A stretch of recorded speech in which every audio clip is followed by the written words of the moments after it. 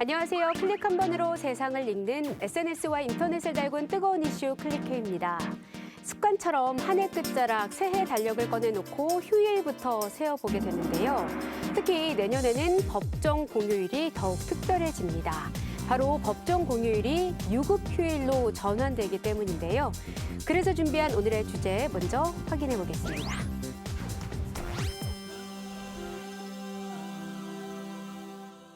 네, 휴일에는 어떤 것들이 있는지부터 살펴보겠습니다. 먼저 법정 공휴일은 관공서의 공휴일 규정에 따라 지정된 날입니다. 설 연휴, 일요일 등이 있습니다. 또 법정 휴일은 근로기준법에서 보장하는 휴일로 토요일과 근로자의 날 등이 해당됩니다. 그리고 여기에 공휴일과 휴일이 겹칠 때 공휴일이 아닌 날을 휴일로 지정하는 대체 공휴일과 정부 필요에 따라 수시로 지정하는 임시 공휴일로 나눌 수 있는데요. 쉽게 말해 공휴일은 공공기관이 쉬는 날이고 휴일은 일반 기업이 쉬는 날이다라고 생각하시면 되겠습니다. 달력에 빨간색으로 되어 있는 법정 공휴일은 총 15세, 관공서에 근무하는 근로자들이 쉬는 날로 정해져 있었습니다. 따라서 민간 기업에 근무하는 근로자들은 해당 규정에 대한 의무가 적용되지 않아 일을 해야만 했습니다. 하지만 2018년 3월 20일 개정 신설된 근로기준법 시행령으로 우선 올해부터는 300인 이상 기업과 공공기관을 대상으로 법정 공휴일을 유급 휴무로 처리할 수 있게 됐습니다.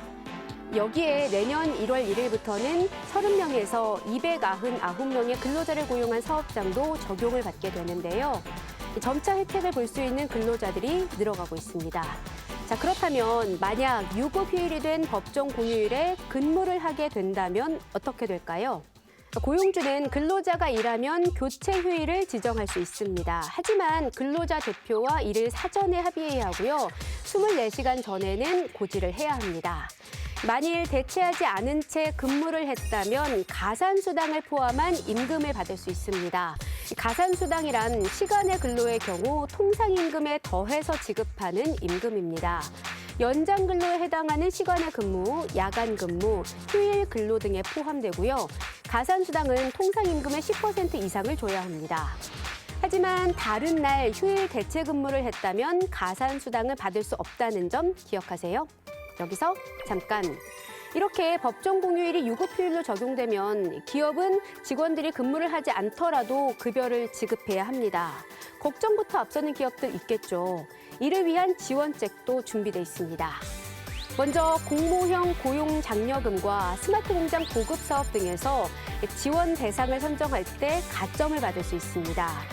외국인 근로자 고용 한도를 한시적으로 늘릴 수 있어서 업무 공백을 메울 수도 있고요.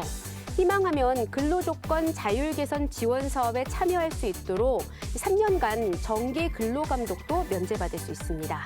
뿐만 아니라 공공부문 조달계약 낙찰자를 선정할 때도 가점이 부여되고요. 국책은행 일자리 금융상품을 이용할 때 금리 우대 혜택도 제공됩니다. 또 내후년부터 적용 대상인 30명 미만 기업이 선제적으로 유급휴일을 도입한다면 인센티브가 지원됩니다. 신용보증기금 보증료율을 체감해주고 제조업 등 일부 업종의 경우 법정 시행일인 2022년 1월 전까지 산재보험료율도 10% 할인받을 수 있습니다. 근데 올해보다 2021년 새해는 공휴일이 토요일과 일요일에 많이 있고요. 징검다리 연휴도 황금 연휴도 적습니다.